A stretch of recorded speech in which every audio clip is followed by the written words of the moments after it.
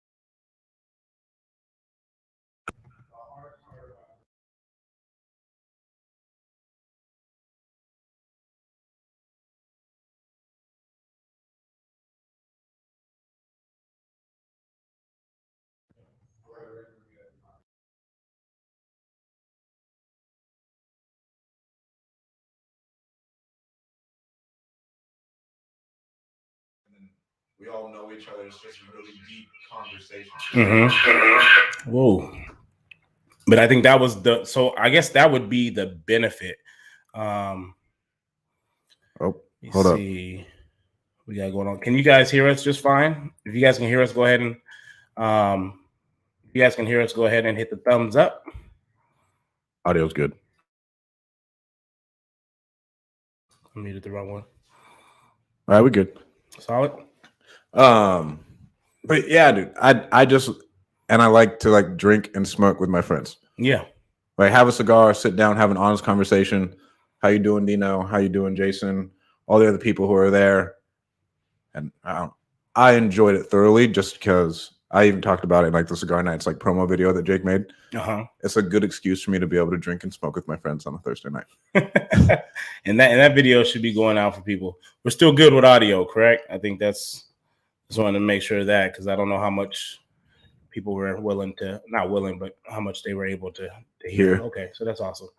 Okay, guys, and if you're with us, go ahead and drop some comments and stuff like that so we can see who's all with us.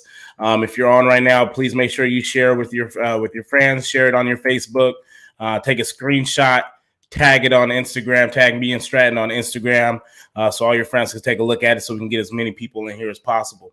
But like you said, it was real intimate, and I thought that was the coolest thing about that whole event, is because we do have typical meetups. You do have your masterminds and stuff like that, but I feel like this was real intimate in the sense of being able to have deeper conversations with the people you look up to, and things like that. But we had some like really, really heavy hitters, and nobody knew who they were either. Wild. I remember hearing a side conversation like, "Oh, what do you do?" And I was sitting there kind of just like laughing, just like, and not even in a you can just, when they're new and they haven't been out there enough yet. It's dope to see younger people ask some of these heavy hitters, kind of like, "Yo, how long you been doing it?" How long you been doing it? I'm like, "Oh, they're not even looking at houses no more, dog." And then those guys are so like people like Brad, right? So humble about it, man. He's like, been doing it for a while, I was like, "Oh, he's just worried about hotel conversions." Like, he's just worried about doing $1 million development. You know what I'm saying? I'm just like, it's wild to even, see those things. I love it. So what we're covering today, number one, how to handle stress.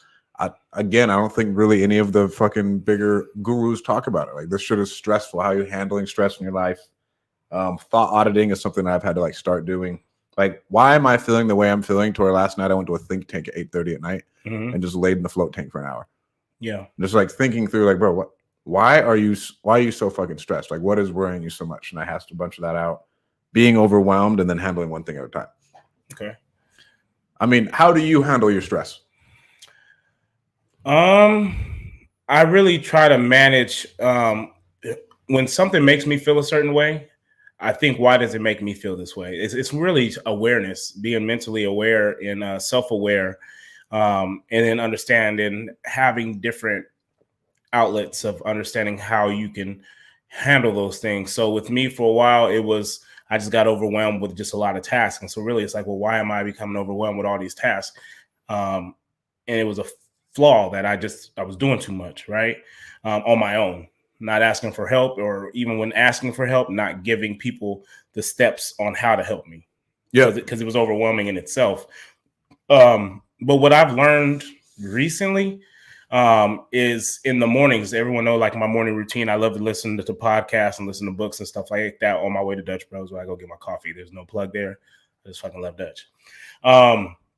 But I stopped putting on podcasts that talked about real estate, because when I woke up in the morning, there's a thing that needs to take place in order for your day to be great, in a sense. And you have to build up your, you got to put yourself in a positive state of mind, or put yourself, your mental game has to be right before you can learn something. And I started realizing, when I would put on a podcast that talks specifically on building out businesses and systems and processes, and just people talking about their story, I'm really just listening to someone essentially just talk to me, but my mind's not right yet. Okay. And so I started listening to books first, and on just like, Go Giver, and just how to be a good person, and how to give. And it puts me in a positive state of mind. So now I am capable of receiving how to make my business better. But before you can get into steps on how to build something, you got to make sure that your mind is in the right state of mind. So I listen to books that work on your mental ability early on in the morning before 100%. I move on to something that is actionable for me to do. 100%, dude. For me, handling stress, I haven't been stressed like this in, I don't think, a long time. Yeah. I was telling you, bro, I was up the other day at fucking 5 a.m. talking to my mentor, like, oh my God, like freaking out. Yeah. Just freaking out about everything. And then like, I really have had to like sit there and think of like, okay, why are you so stressed out, bro? You're making more money than you ever have.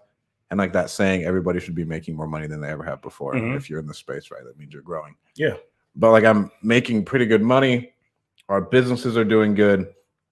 And then I was sitting there thinking last night, like, okay, why am I so fucking stressed? And I identified it towards the same thing as you. I'm not pinpointing just one problem. Yeah. Right. So I'm overwhelmed by being overwhelmed. Legitimately. Like that's the phrase that I use with some people. Like, you're busy being overwhelmed because you're so overwhelmed. Yeah. And it just is a constant, never-ending fucking cycle. To where with me, it's like, okay, well, you haven't pinpointed one problem that you want to fix. You're trying to attack all these things, and we always say focus. But like for me, I don't want to say I'm a perfectionist, but I want this shit to work really, really well. To where I need to get it to, and it goes into the delegating thing again, bro. Get it to 80. Someone can do it at 80, then pass it off. But I wasn't picking a single point to actually work on. I was just jumping from thing to thing to thing, and then we weren't ever moving the ball forward as far as our problems in the company. And I don't know why it took me an hour of sitting there in a flotation tank to fucking hash that out. But at the same time, you never really slow down. Yeah. You know what I'm saying? Like you got to find time to slow down. And it's like, oh man, why am I feeling this way? Why do I feel so overwhelmed? Why am I so anxious? Why do I feel this way? Toward generally, and I still have yet to hear a guru talk about, oh yeah, well, I handle stress this way. They'll act like, oh no, this shit isn't stressful. You know, like we just kind of make money and everything's all good. To where it's, I don't know, it's just not like that at all. To where, especially like when you start getting employees, bro, I can tell you right now that I have 20 people internally who I can just tell you right now they're not doing their job. Mm-hmm. I have no control of that. We do our best possible way. But when you start getting at scale, they're humans. Yeah, someone's going to do something wrong. Someone's going to do something wrong, and you got to come to terms with that. And again, how can we grow better? How can we teach them better? But then, like I heard Tony Robbins talk about it. Oh, for sure. He was like, bro, we have so many people. I've had to come to terms with knowing that people aren't doing their job the right way, or else I'm always just going to be fucking tearing the world apart and just chewing ass all day. Yeah. You can't control, like you can only help the humans so much. And if the person's not doing it the way you want them to, then obviously you just have to fire them. So what was your solution to being busy, being stressed out? Identifying pinpointing just one problem, knock out the problem, then go to the next, knock out the problem, then go to the next, knock out the problem, then go to the next. So what would you say the reasoning for you not being able to initially pinpoint the problem? I don't think I've ever had this many problems in my life, but it comes with growth. So would you say that, well, shit, I guess you kind of did say it, you didn't pinpoint it early on because you hadn't had so many problems before. Like having to legit like problem. And I'm sitting there and I'm thinking, it goes into where I'm only thinking about my fucking problems, but I'm not ever thinking about the solutions. Mm-hmm. Right. And you get being overwhelmed, and then you're in the wrong state of mind. To where if I would, again, I had to step back, audit myself, like, all right, bro, what's going on internally? Like, why are you feeling this way? Mm-hmm. That's what I figured out. And then say, okay, well, yeah, you're not focused on the solutions. That's why you're freaking out so much. Focusing on problems. You're focusing on the problems. You aren't focused on the solutions. Pick a solution and then just think about it and then pinpoint it, right? Because we're not at the point to where, and like our team is awesome. But right, I was listening to another podcast the other day, like, bro, you're the CEO of a company. It's hard for you to run multiple companies at a time just because that shower time is CEO time, right? To where like it's occupying your head and you come up with this new idea that helps you guys. Yeah. So you got to stay focused in that aspect as well. Because you won't be able to solve everything at once. No, right? To where, and like we have a lot of fucking irons in the fire. And I think that played a role into it too, right? To where we have so many different things going on, managing all these people, managing the companies, to where and they all grew so fast. I mean, Call Magicians, I looked at it, grew at like 3,000% over the last year. That's wild. I was looking at like our Stripe account. Well, I kind of want to tie into what you were saying, control what you can control, because that a lot of the stress that we have as just people in general is based off of things that we can't even control. And so just a little event that kind of occurred with us, kind of not even with the business, but it just more personal. My wife, our kids was in school, so we just got the baby. And so we wanted to go spend some time together. So we went to go get pedicures, right? So we went and got pedicures together. And then afterwards we go ahead and, you're going to tip the ladies that did it. But you had to break the change in the front. So I asked them to break the change so we can go ahead and tip them. I'm looking around, I'm not seeing the ladies. And so I'm like, can you guys give them to them? We wanted for the one that did hers and one that did mine.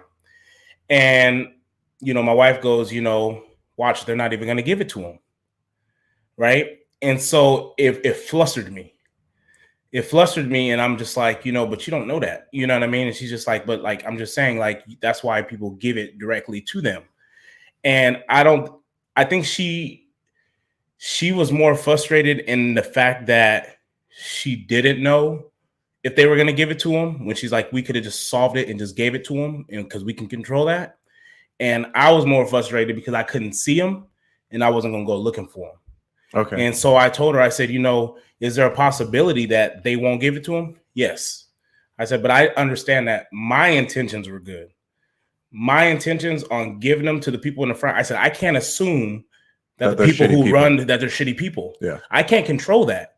But if I say to give something to somebody, I would hope that they would give them to him, but I can't worry or stress myself out on whether they're going to give it to him or not. Was there a better way around it? Probably. I probably should have just handed it to the ladies. But at the end of the day, like, I was getting frustrated because I was just like, you keep saying, what if? I don't know that. I have to sleep at night knowing that my intentions on what I did were good and hoping that they get to him. I will stress myself the fuck out. Yep. Thinking that maybe they didn't. I don't know that, but I hope they did. You know what I mean? And so that was a big moment for me too, because I'm like, man, like I was like, it was like a mini argument type thing. Uh-huh. And I'm like, well, I know that it was kind of wrong for me because I'm like, you're right. I should have just gave it to him. But then I'm like, but why do you tip somebody? You tip them because you felt like the service was great, right? And it's just the right thing to do. And so just like anything in life, you give with no expectation on something coming back. And so when I give based off of my appreciation. And that's all I can control. I felt, I was appreciative of what they've done. I tipped. That's it. I would drive myself nuts wondering if they got it or not. Wondering if you don't control it, you can control, bro. It'll sorry, I had to write down a topic. You're fine. If you don't control if you don't worry about what you can control, then it'll always be a constant nightmare. And like, I thought I had that shit finished right, but new levels come with new devils. Mm-hmm. Is the only thing I can say. And there's always growing pains, and I have internal growing pains. Our companies have growing pains, mm-hmm. and they all come with new devils that you don't even think about. Mm-hmm. And then you come up with these new things, and then all of a sudden you're like, oh my God, I didn't think about this downside. Oh my God, I didn't think about this downside. Oh my God, I didn't think about this downside. It's like watching film. It's like watching film, right? That random hole in that coverage, like, bro, this coverage is fucking unbeatable. Yeah. Like, we got this, and all of a sudden, fucking backside C gap. Mm-hmm. Gash. You know what I'm saying? And I ran into it with some of my, with lead manager, in the sense of like, he's listening to his phone calls. He's just like, I feel like I could have said this better. I could have said that better. I said, you will never listen to a cold call. You will never listen to a follow-up call or a qualifying call, whatever it may be. You will never listen to one and think I fucking nailed it. You will always find a hole in your script. I hope you do. In the conversation that you know what I mean? Because I think we have a podcast on it earlier where we talked about, like, you're never going to be perfect. No. And if you think you're perfect, you're perfect, you're wrong. You're going to stop growing. There should always be a hole in something. Your tonality could have been better. You're mirroring the sellers, their tones and their moods, and like, the pace in which they're speaking. Like, you can always get better at that. You know what I mean? So I was just like, it's a good thing that you notice it though. 100%. Yeah. But the stress thing, and then taking more me time. Like, I guess some me time for me is like just going and playing basketball. Mm-hmm. I'll go play black court basketball and talk a bunch of shit to some dads. Talk shit and then just goof off, because like that's the only time I can relax. Mm-hmm. Right. And I'm just me, like just Stratton. I'm not anybody's boss. I'm not anybody's dad. No business. And I go out there and I just fuck off and take as many jump shots as I humanly can.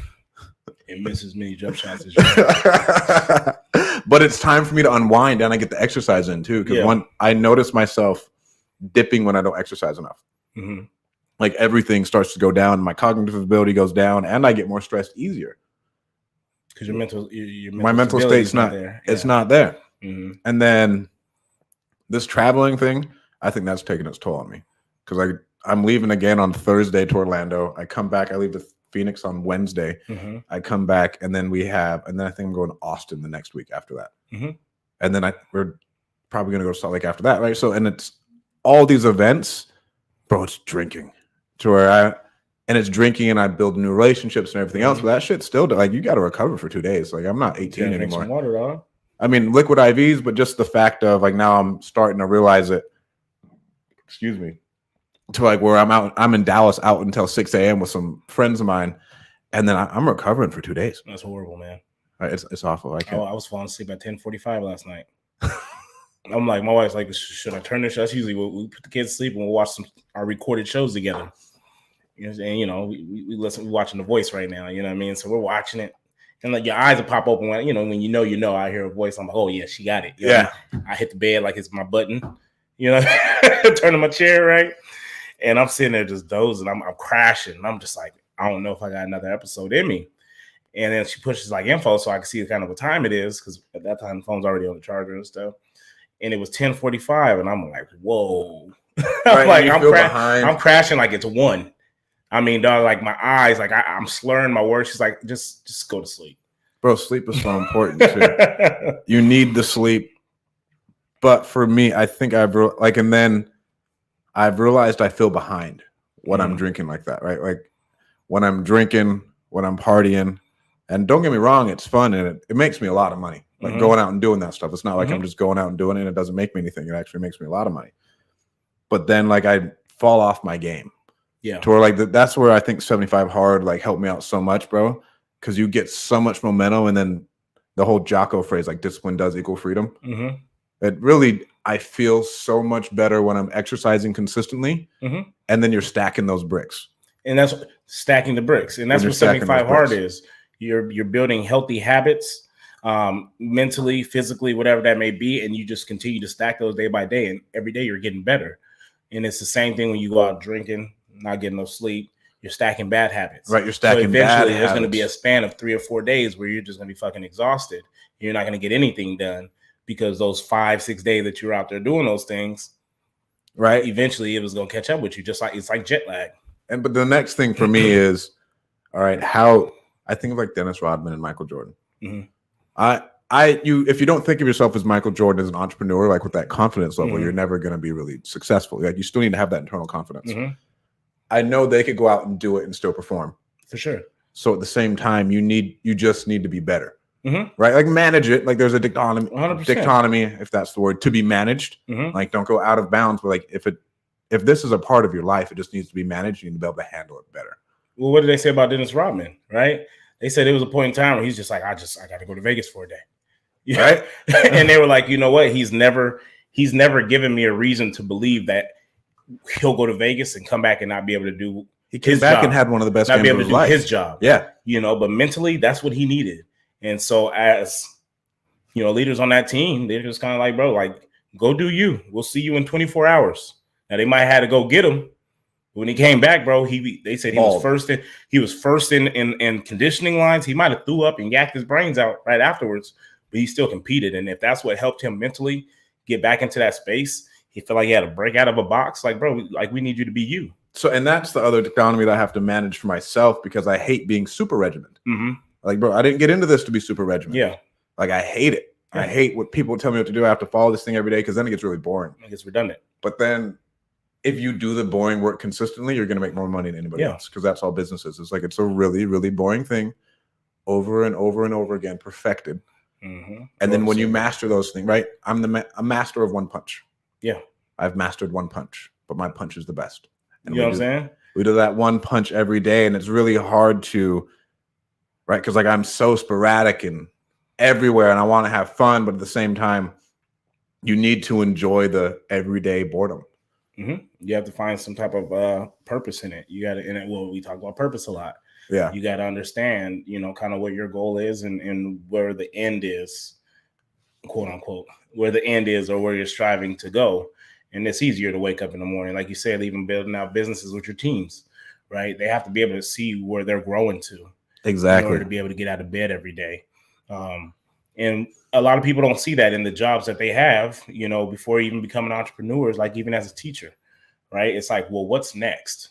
And what's your purpose, right? Like with a teacher, if you're going like, I'm changing kids' lives and I know I'm going to make a better enough for you to wake future. up every day. It's enough for you to make up every day. For everybody, for you, number one, you need to have that purpose.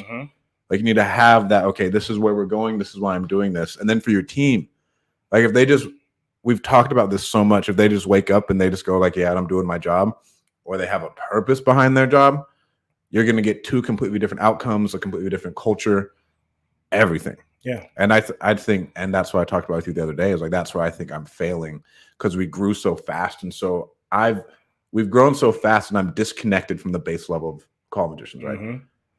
And even like our media company too, to where I can't be with them all the time. And our upper management, like the people who've been with me, like they fucking get it. Mhm. Because like they've talked to me and I hammered Every it into day. them. And like that every day, and like we're talking every day, like, hey, this is what we're doing. These are our core values. This is why we're pushing. But then this is why I talked about hiring on those core values, because this is what happens. The people at the lowest level who are not connected to you anymore, and you don't even have Mhm. really the time to talk to them, then they don't have that purpose. So who should be relaying that purpose? The team. The team. I mean, the team that do talk to you every day. Yes, the team, but I don't. You mentioned we got, incentivizing those who oversee, you don't want to say, the bottom tier, right? But if you're, say, on the third tier and now you got management on the second tier, well, yeah, you don't have time to go talk to 100 people that's on tier one, but you got time to build those core values and to build what the future looks like with those 5 on tier 2. So it would be the responsibility of tier 2 to make sure that that's echoed down to tier 1. And if that's not, a message isn't getting sent down there, now the question is, why What's wrong isn't with our it management? what's wrong with our management, or what am I not expecting out of my management? Because it should be getting echoed down. So is it that it's just too much and it's not even worth their time? Like, I'm going to spend all this time telling them that, but for what?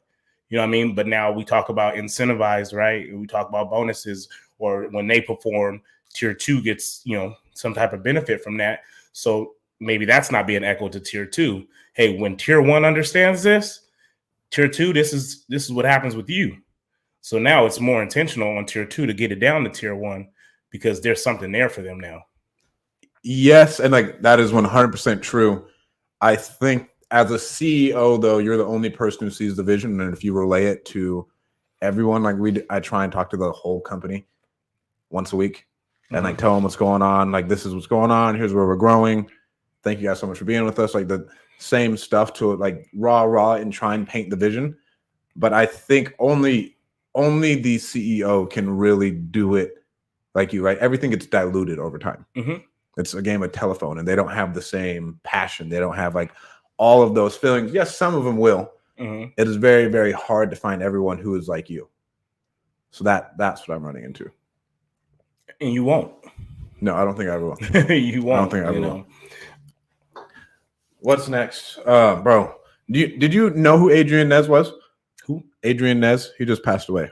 No. He was worked for Carrot, and he was like who I first started like looking at when I got into real estate of like online marketing. He has passed away last week from COVID. Man.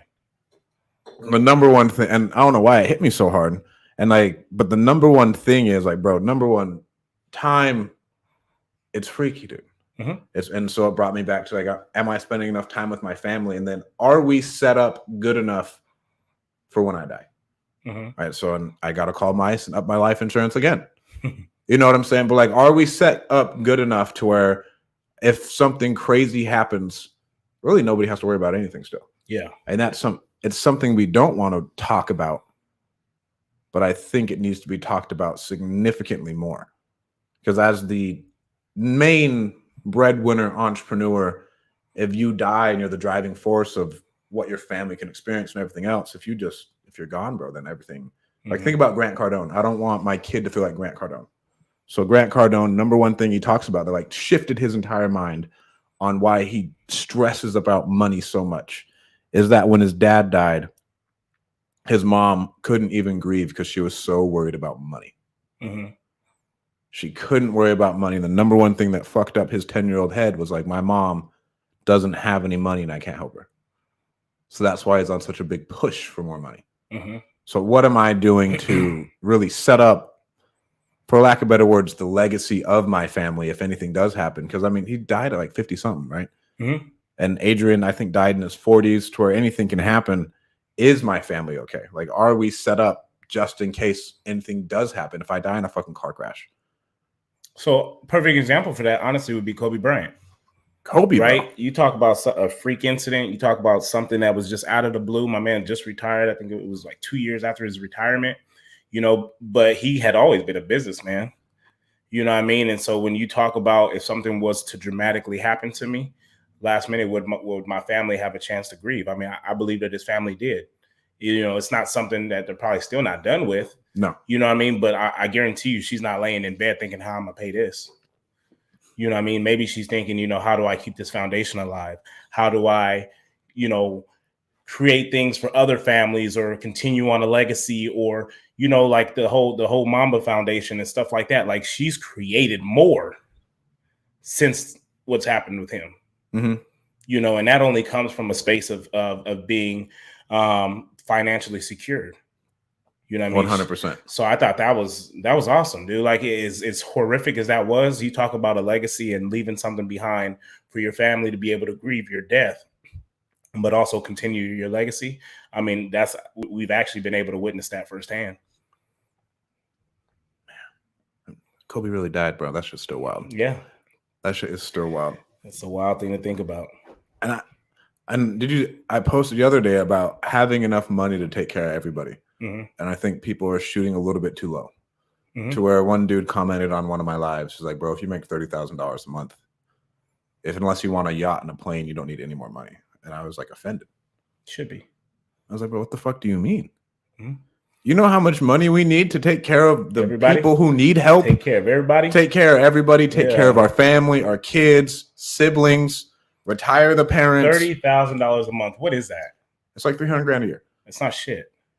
And I'm not trying to be based shitty. Off your goal. Based off your goal. If your goal is to change, bro, that there's no legacy in $300,000 a month unless you're buying real estate that's gonna surpass your death. But there's no legacy. There's no retiring your parents. There's no showing your parents like a new world. There's no donating to charities that actually mean something. Starting your own foundation. Yep. Like, I think you are grossly underestimating what you can do and should be doing if you're in the entrepreneurship space. Yeah.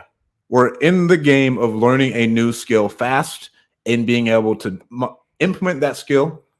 And that's us pulling a lever to make more money. Spending more money. Right? Well, spending more money, right? But if I learn a new skill, mm-hmm. I implement it. Me implementing that new skill is me just pulling a lever to make more money. Yeah. That's all it is, right? So if you are in that game and like you can just think that way, why would you cap yourself at something like that? It doesn't make any sense. Like, how are you going to change the world? And I know everybody doesn't want to make a change, but if you're an entrepreneur and you aren't thinking that way, then I'm going to bury you. Yeah. Because another entrepreneur is thinking that way and he's growing more. He's growing faster. He's thinking of other ways to be more creative in the space. More creative, provide more value. And then he's going to bury you because his company comes up with an amazing offer. And you're sitting there like, oh, man, I don't know what we're due. We just went bankrupt. Because he got more than $300,000 a month and he can afford to sit on something a little bit longer. And he's shooting for more. Yeah, he bought it a little bit higher knowing that it's a long game. And like we talked about this the other day. In order to keep your people, you need more fucking revenue. Like, they need to be making more. And we talked about this purpose. They need to see where their goals can fit inside of the company's goals to grow more. Mm-hmm. If they can't see that and you're like, oh, well, I'm finding $30,000 a month, your people aren't going to be making a ton of money. Fuck, if you're only making $30,000. Right. And so where you're going to lose the really good people, like the A players who are like really pushing and who are going to drive your company forward. The people who want $1 million, they're gone, bro. They can't go work for you if your goal is to make $30,000 a month. And so I personally feel that your company will stay in that like grind of like always trying to like get there, because you can't attract A+ talent, because A+ talent doesn't want that goal. No, the A+ talent. Their goals are bigger. Their goals are bigger. Bro. So if you want A+ talent, you got to have A+ goals. You got to have A+ goals. And it's like, and they may seem wild. It may be goals that seem like it's like, why? How the hell will I ever make that happen? How do I get to $10 million a year? Fuck, there's a lot of things that got to take place to get there, but that's what I'm shooting for. Because worst case scenario, we end up making 3. But like, that's you can have some good year compared to where you're at now, and then you can get legitimate talent. Yep. And you can afford to pay a fucking professional, not someone who you hired off the street. 100%. You pay someone with a master's degree who worked at a Fortune 500 company who was up there. You like go poach them off, bring them into your company, and they 10x your revenue. You can go pay someone $300,000 a year if their value is that huge and you are making $3 to $5 million a year. Right. And they can handle it. They can handle it. You know what I mean? Like, how much stress does that take off of you? You know what I mean? And so for someone like that, I mean, it's an A player. That's someone to get at the top of the pay grade in their position. Right. And so I just personally think if you're shooting that small, you are underestimating yourself. You're underestimating what $30,000 a month can do for you, and you are just shortchanging the world. Mm-hmm. It's gross. It's gross, because you can do so much, and I mean, some of your siblings are shitty, but if you're not trying to retire your parents, dude, If they were good parents to you, like my parents were. Hey, I finally met your parents, by the way. That's Cigar Nights. That was awesome. If they're good parents and they took care of you and they've done everything for you, why are you not trying to retire them? Yeah. Like, why you're not, as long as I commented the other day, as long as they're not spending all the money on coke and strippers, why are you not trying to retire them? They bought you dumb shit. You know what I mean? Like, when you really think about it, like, oh, because then I got to buy them this, I got to buy them that. Well, shit, what they buy you? What'd they buy you? And I was having a conversation with my mentor a couple weeks ago. He's like, bro, write the fucking check, call it a day, let him live his life. Write the check. Put him on payroll, figure out a way to make the money. Okay, the money's there. Send it to him. No matter what he does, he gets that money coming in and he gets to live his dream life. Because if your parents like honest, hardworking people, they're going to go get another job. They're going to find something to do anyways. They're not going to want to live off you. They're not going to want to live off of you. They're going to be able to go do something that they thoroughly enjoy to do and be able to make money from it. Exactly. And then they don't have to worry about money. They don't have to worry about a retirement. And I mean, at that point in time, they're not pushing the same way you're pushing. So they're not shooting for millions on millions on millions. And typically you'll get your parents, they'll typically end up living longer. And they'll live longer. Not stressed so long. And, you know, and they're not stressed to their, you know, in their 60s, 70s. About money. Now their quality of life is way differently. They're happier. And I believe they say statistics show people who live longer are typically happy. And like you can help them find their purpose. Because another thing that is scary is as soon as people retire, they die. What do I do? Right. What do you do? And then you can help them. Go somewhere. Go somewhere for now. Go sit on the beach in Mexico or go, you know what I mean? Go sit somewhere and just think about it. Spend time with your wife. But you can do whatever. Allowing someone to do whatever they want and give them, and it's still not even close to what they gave you. Like, no. Having kids now, you see, like, bro, I sacrificed a lot for this little fucker. Right. And then you can give them everything that they could possibly need. Yeah. And if you're in entrepreneurship and you're not about that, what's going on internally? Like, what is driving you? Because at a point in time, you're going to hit a money thing to where I will say $30,000 in income to live off of. Like, you'll be fine. But as far as impact and growth and everything else, like you're grossly underestimating everything. Yeah. But at a point, you're going to be unhappy because you have no purpose. You have a why. You don't have a you don't have a why. Like, what are you striving for? No reason to get out of bed. Yeah. Whew. It's deep, man. And those are a lot of just conversations you have with yourself. You know, these aren't things you figure out every day. These are just things that you got to be intentional with. You know, you got to really think about what my why is, what my purpose is, what am I shooting for? Who does it affect? Why does it affect them? You know, what can I do today to ultimately get me there? What can I do today to start stacking bricks so that in 10 years, that's where I'm at? Right. And I think the why and the purpose thing, as we grow more, becomes even more important. Because now you're responsible for a lot of other people's whys too. But Pace says that. He said, you know, he said that in one of his, I don't know what he said on, but I remember him saying it, that it's no longer even about him. You know, it's I have, you know, 500 people, 500 mouths that I feed, you know, and maybe those 500 mouths come from like 100 employees because each employee say they're married with a child, you know, whatever that may be. And they rely on me getting out of bed every day. So they have some work to do that generates money that's ultimately going to pay them to put food on their table. So the day that I don't get out of the bed, essentially, I'm selfish because there's 500 other people relying on me to get it done. And when you talk about purpose, that's fucking impactful because it's no longer about you. It's about 500 other people. You know, you got other husbands who look up to you because that's how they take care of their family. Exactly. And I'm trying to show them how to be a great father, how to be a great husband, you know, things like that. And so that's powerful, man. And that'll keep you going for a long time. And that's not stressful. That's an honor. That's a privilege. Honor, but at the same time, you still have to give them purpose inside of that as yeah. well. Yeah. Like people don't talk about this in business. Like when you start getting employees, you're no longer a solopreneur, bro. You got to know human psychology. Like, you a therapist and shit. Like you a therapist. I mean? Yeah. You got to know how to lead people, motivate people. What the fuck are your goals? Like, what do you want to achieve? Like talking to your people. What do you want to achieve? How can I help you get there? Yeah. If you're not trying to help them get there, bro, they're off. On top of helping them feed their family, like you're gonna go to the next person who can actually help them. We talked about the professor who can tell someone how to get $1 million. Why am I here? Where did he go? He went to go learn from someone who makes $1 million a year because you had no value that you can give them based off what his goals were. But how do you know what their goals are unless you ask them? You can't help somebody grow unless you understand where they're trying to go. And I think, again, at least people in our space don't talk about it. Like now you're getting into leading teams. You're getting into leading people. That, I think, is truly the hard part. Like the deals and everything else, but getting people to buy in and do what you need them to do and help them reach where they want to go. That's the hard part. Like you got to be creative. Yeah. And like, as weird as this sounds, it's hard to talk about your girls' goals externally. Why? For like, I want our companies to make $20 million next year. You know, like it's just weird to talk about externally, like because you think about getting judged, you think about like, oh wow, it's a really big goal, all of these things, and then what happens when you fall short, like all that shit. I don't know. For me, it's really weird to talk about. Bro, how many people are saying that our goal is to make $20 million next year? I don't know a lot. So who's fucking judging me? So I fall short at $12 million next year. Motherfucker making 300,000 is gonna laugh at me because I only made 12. Right. I don't give a shit about what they think. Like, you know what I mean? And that, like, and that's the thought and behind that's it. another thing you gotta fucking get over. You know, who the fuck is pushing for 20? No one. So you can't judge me that I fell short, because when you make 20 million, now you laugh at me and tell me where I fucked up at.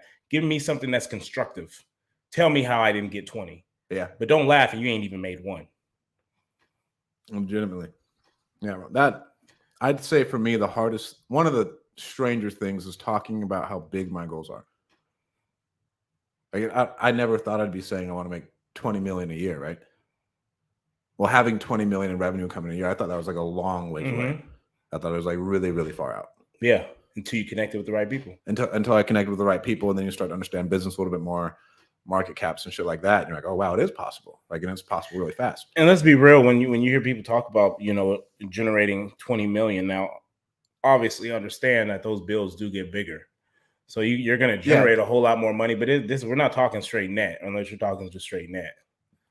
I mean, so the hard part is, I know it's possible to net 20 million, and this is after paying employees' salaries. But taxes. If I'm going to do that, I need to have like $100 million company. Yeah. I'm like, shit. Like, right, like, to where it's a lot more infrastructure and everything else, to where I truly don't think my skill set as an entrepreneur is there yet. Yeah.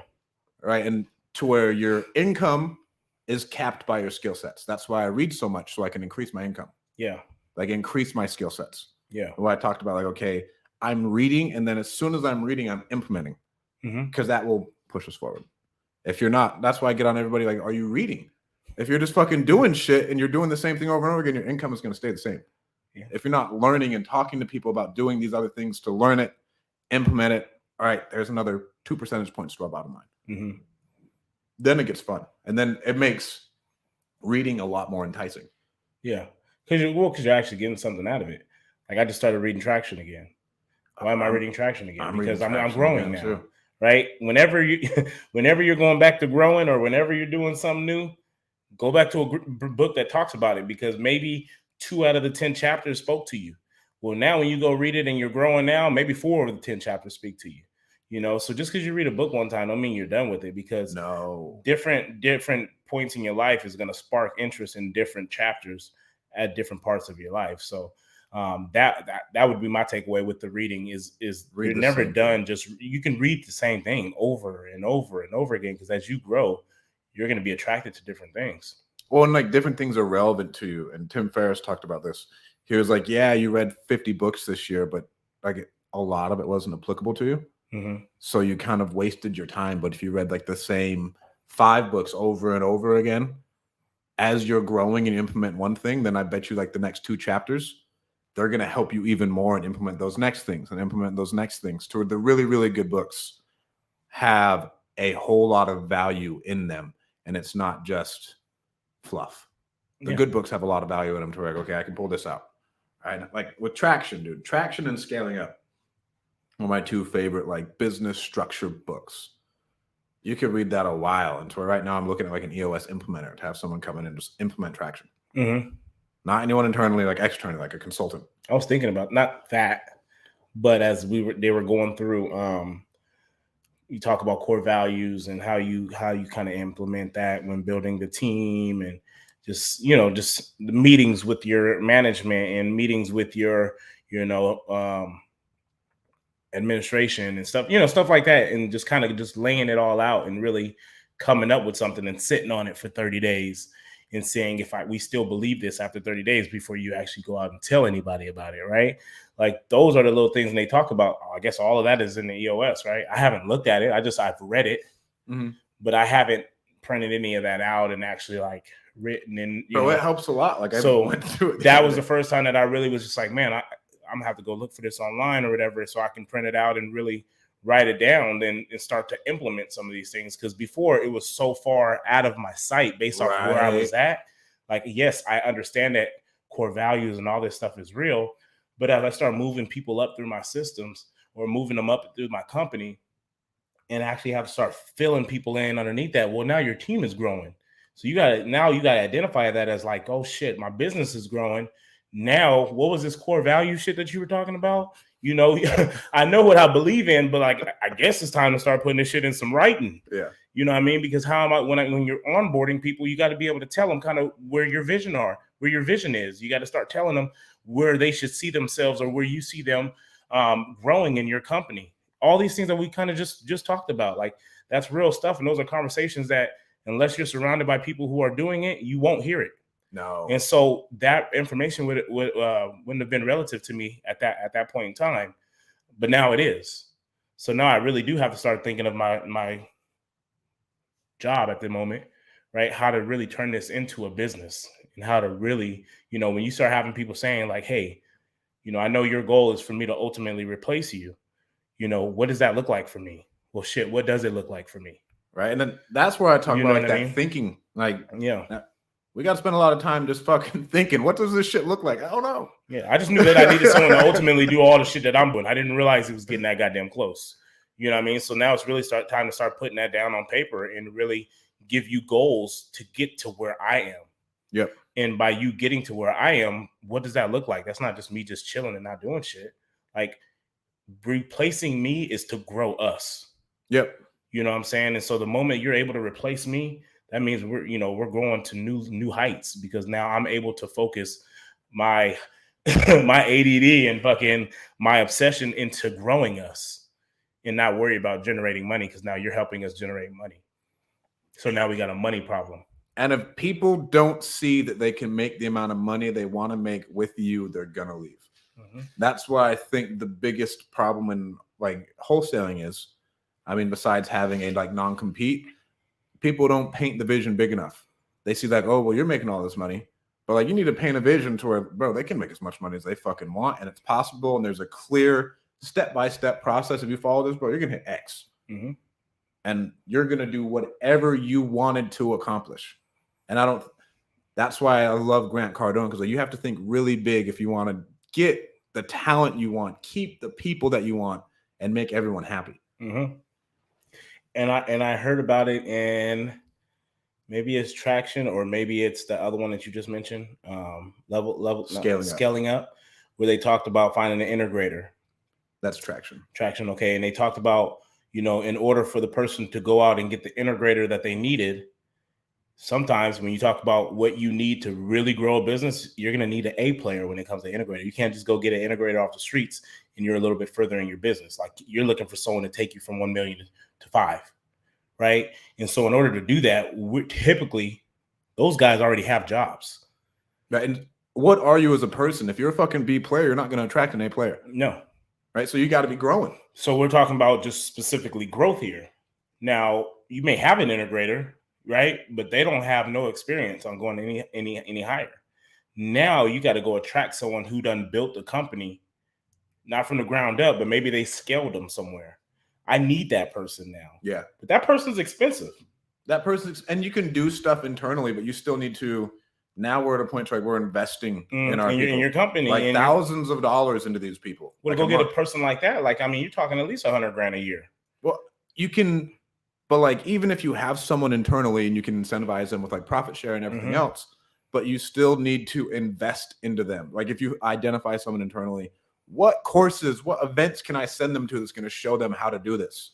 To where you're not just spending money. Like you're investing hundreds of thousands of damn near millions of dollars if you have someone and you want to groom them. Nobody talks about this either. Like you got to invest in your people. It's a conversation we just had. We have a lot of conversations, by the way. We just had this conversation, right? And that's a real conversation. And just you know, a guy that I have has been with me forever. You know what I mean? And it seems like forever. It's been out of my 3 years. It's been with me about a year now. How does he grow? You know, who's responsible? Who's responsible for his growth? It's me. You know, so I got to invest in him. What are you investing in, right? You know, little things like that. And so you got to show that type of commitment to your guys, you know, and let them know, like, I'm here for you. I want you to grow. You know, I want you to be rich. You know what I mean? But it's not a secret. If you're rich, I'm rich. You make $1 million, I'm probably making about 3 or 4. Right. Like, you know what I mean? Like that's what it has to get to. So your growth is huge when it comes to my growth. I don't grow unless you grow. Well, we have to show that we're growing before the other people will grow. If like we're stagnant all the time and we aren't growing, like I said, that person's going to leave. Like we have to show them like that this is what it is. Like it's a core value thing, right? Like, no, this is how we fucking operate. Either you're like this or you're not, and you're out, and we're going to find someone else who's about it. You know, the funny thing is I never had a goal of being, you know, a top player or just being one of the, you know, having this big company and stuff like that. But I do want to be the best at what we do. 100%. And so when you look at that, when you say when you're stagnant and you're not growing, it's going to be hard to attract people. You almost have to have aspirations to be a big company. Now, once you get to that point, you can be like, you know, we cool here. Yes, you can still keep making money. You know what I mean? Whatever that looks like, but you really can't get to a certain peak unless you have higher aspirations. Now, once you get to a high peak, now you can be like, you know, we keep it here. Now you revisit this conversation with your team. This is kind of where I see us being. Well, and you venture off into maybe other things and you bring them along and let them participate in this and help them grow more, whether it be now you're a private money lender for them as they build a portfolio and a retirement for their family and things like that. And you put them on a salary, but they're still responsible for A, B, and C to make sure that we stay at this level. You know, those are conversations you revisit, but as you have to almost shoot for the stars in order to have A players to get to a point to where your team feels like, you know, they're still growing. And I got this from Grant Cardone the other day too. So there's an interview with Grant Cardone and Ed Milet on The Passionate Few. Okay. Fucking amazing interview. It sounds good. Yeah. Right? It was really good. And it's like 2 hours long. So Is it in the garage? No, it's outside. Oh, okay. But Grant Cardone's like, bro, who do you people want to play for? The Lakers, the Yankees, and Alabama. You feel me? So like if you're not like people want to play for A teams. Yeah. Like it's an honor to be on the A team. You mean something that attracts the like best talent. You don't want someone who wants to play on the C team. Like people want to play for Alabama. And Alabama dominates. Bro, people want to play for the fucking Giants. You know what I'm saying? People want to play for the Giants. People don't want to go play for the Dodgers. You know what I'm saying? I don't know. I don't know. That's me shooting that's me talking negative, right? I tell my wife, my wife's whole family are Dodger fans, and I tell them, y'all the second best team in LA, dog. The Lakers is LA. They give me a hard time. Play for the Lakers. They give me a hard time for wearing the LA hat, and I'm like, bro, this ain't no Dodger hat. This is a Laker hat. LA is the Lakers. It's the Lakers. Yeah, that's what it's. If you aren't big and aren't doing the best, people aren't gonna come. Hey, Dame, that for sure was a shot. I take my shots whenever I can take them. What else do I got, dude? Adrian Nez, handling one thing at a time. If you are overwhelmed and you aren't stressed, what helps me is me time. I love going to my cigar lounge, me time, working out, float tanks, and then nature. For me, nature like really resets me. Okay. What else? I don't really have anything else. That's how I handle my stress. Thought auditing. I think you need to spend more time thinking. I say I spend time thinking, and then I mean to spend more intentional time thinking. Yeah. We got questions on here. Anybody got some questions? We got 5 people viewing, 6 people. We ain't a big crowd, but you know what? I'm pretty sure there's a lot of big questions out there. We got Landon. More money, more problems. I jam out to that every once in a while. The Mace. I mean, more money, it is more problems. But if we don't have more problems, then you're broke. Yeah, you're broke, or you're in trouble, or you're going bankrupt, or the company's dying. Shit. And then Dame had said, whose opinion are you worried about? And that's when you were talking about it was kind of, you know, you could be kind of gun shy in a sense of saying, like, I want to make, you know, my company, I wanted it to generate 20 million in revenue, you know, because if you don't get there, you know, all the opinions are coming out. But we talked about that. It's right? all internal, bro. It's all internal. It's all internal. And that is limiting beliefs. Limiting beliefs. It is legitimately all internal. Well, it don't look like we got any questions on here, man. So, do you have anything else you want to talk about, dude? No. I feel like I've talked about what I want to talk about. Just make sure that you guys, when it comes to the podcast, make sure that you please subscribe to it. Go on Apple Podcast, subscribe. If you find value in it, please leave us a 5-star review. If there's topics or there's, you know, questions that you have throughout the week that may come to your mind, please make sure that you go ahead and put it into our Free Agent REI Facebook group. We need to push that thing more. Probably. We need to push that thing more. But as questions and stuff, as there's more interest in those things, then we'll put more time into it. Yeah. Right now, there's not a lot going on in those groups because there's not a lot of feedback.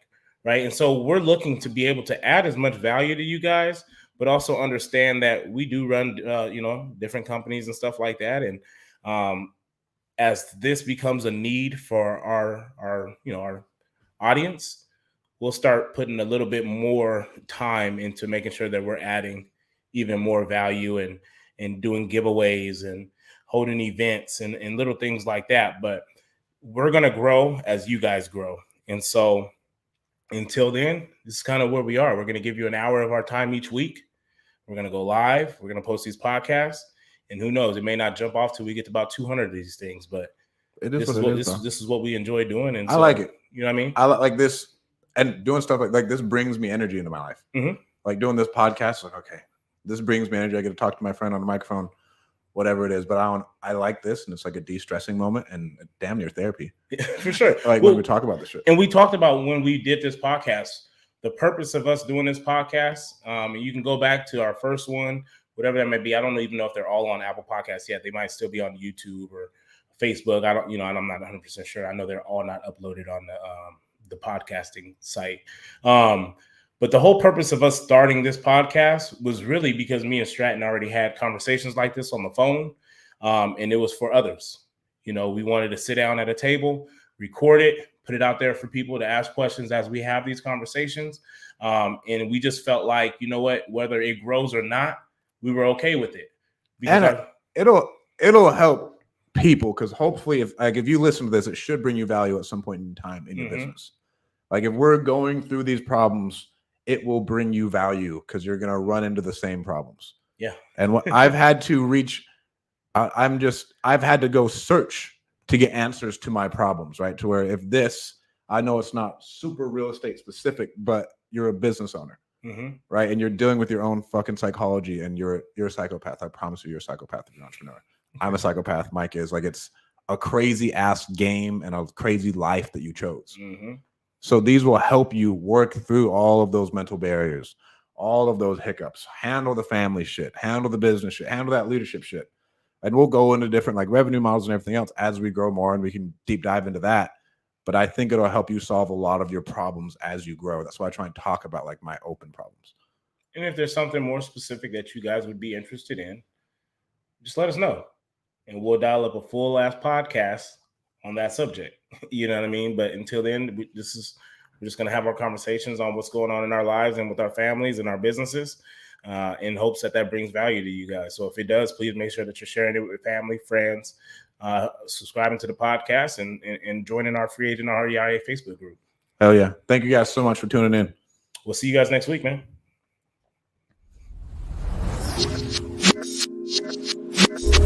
Thank you for tuning in to the Free Agent Real Estate Investing Podcast. Don't forget to give us a 5-star review. If you would like to stay in touch with Stratton and myself, follow us on Instagram. And please be sure to subscribe to our Free Agent REI Podcast YouTube channel and give us a thumbs up.